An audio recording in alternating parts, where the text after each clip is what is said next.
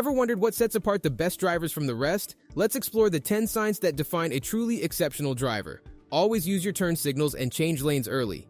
According to the driver's test, it's legally required to signal about 200 feet before turning, especially on the highway. Locally, it's okay to signal around 50 to 100 feet, which is about 3 to 7 car lengths. Signaling too early, like 300, 400, or even half a mile ahead, is not good because people might think you left your blinker on. On local roads with many turns, signaling too early can be confusing because others won't know which turn you're taking.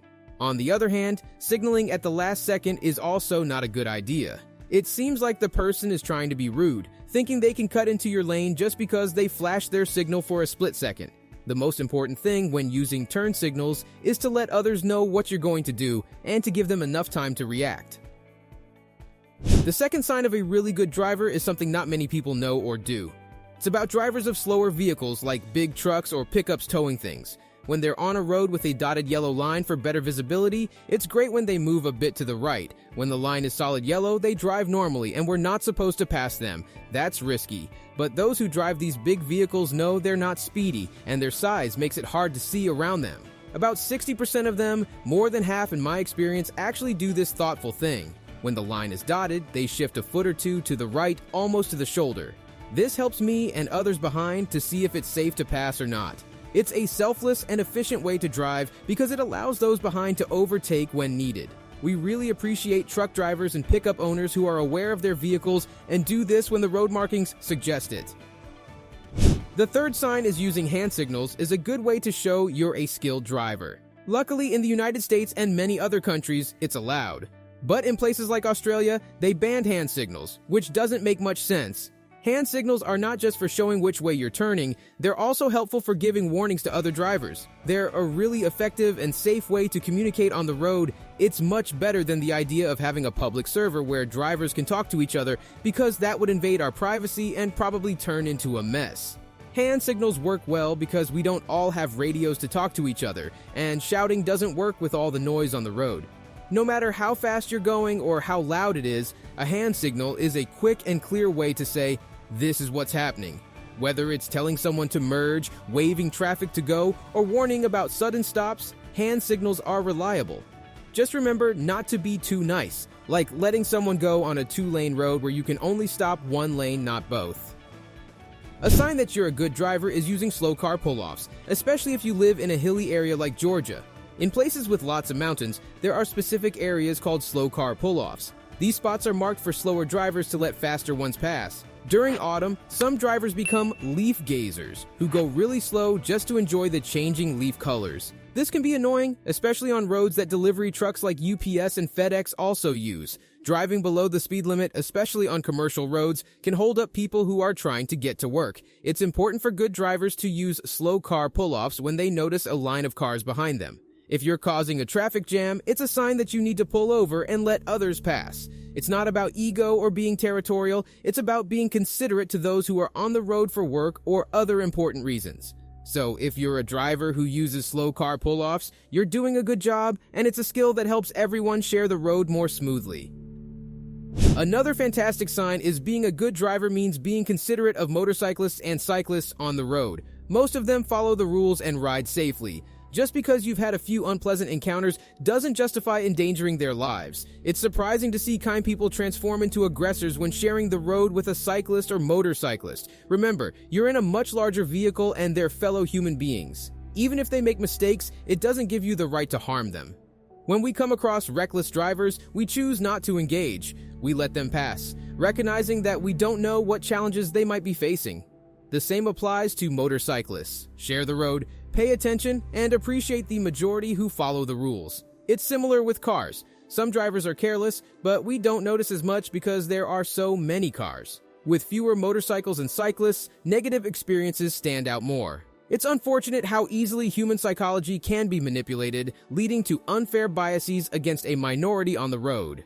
Let's strive for understanding and cooperation to ensure everyone's safety. A great driver knows how to park properly, which is our sixth sign. The name says it all. Park between the lines. Now, let's move on. Another key skill is keeping a safe distance between vehicles, a rule we learn in driver's education. At traffic lights, leave at least half a car's space and increase it to 2 cars in local traffic and even more on the highway. Not following this can lead to being at fault in an accident, especially if you rear-end someone while tailgating. In busy cities, though, bumper-to-bumper traffic makes it challenging to maintain these distances. Changing lanes might save a few seconds, but it can be risky. In heavy traffic, sticking to your lane is often safer, even if it means going slower. This is particularly true in downtown rush hour, where all lanes are jammed and changing lanes doesn't make much difference. Holding your lane until you need to exit is not just safer for you, but also considerate to others, preventing unnecessary disturbances in already congested traffic. So remember to park between the lines and maintain safe distances for a smoother and safer driving experience. Being a good driver means understanding what street signs say. Most driving tests cover these signs, yet some pass without knowing what yield signs mean. If you're the type to ignore a sign because you don't understand it and treat it like a stop sign, it's a sign you should learn more about road signs. Assuming slower is always better, or coming to a complete stop isn't wise. We can still witness people stopping at green lights, roundabouts, and yield signs, which can lead to accidents. These sudden stops may cause rear-end collisions or pileups. As a responsible driver, it's crucial to know the meaning of each sign and follow the rules to ensure road safety. Don't just guess, educate yourself to contribute to a safer driving environment for everyone. Number 2, to drive well, it's crucial to understand your vehicle. Knowing your car helps you become a skilled driver. You should be aware of its size, how it brakes, and how it accelerates. This knowledge is especially important for winter driving. Understanding how your car accelerates, whether it's all-wheel drive, rear-wheel drive, or front-wheel drive, helps you navigate snowy or icy hills by managing weight distribution. Familiarity with your brakes, including knowing their failure point and bite point, can prevent panic braking in intersections. It's essential to know the right amount of brake application and pressure. In summary, being a good driver involves knowing your vehicle inside out, which is key for safe and effective driving, especially in challenging conditions like winter weather. The initial step involves understanding one's vehicle, as previously mentioned. An essential question arises: how well does one comprehend their vehicle's behavior during intense braking and varied weather conditions? Many admit to not knowing until the moment arises, experiencing it firsthand. Learning in the moment poses a challenge, as one must react in a split second, either by sheer luck or risking damage to the vehicle or personal injury. It is crucial to familiarize oneself with the car beforehand and simulate stressful scenarios in a controlled environment, rather than waiting for a last-minute occurrence where everything hangs in the balance. Advocacy for integrating such practices into driver education classes is essential.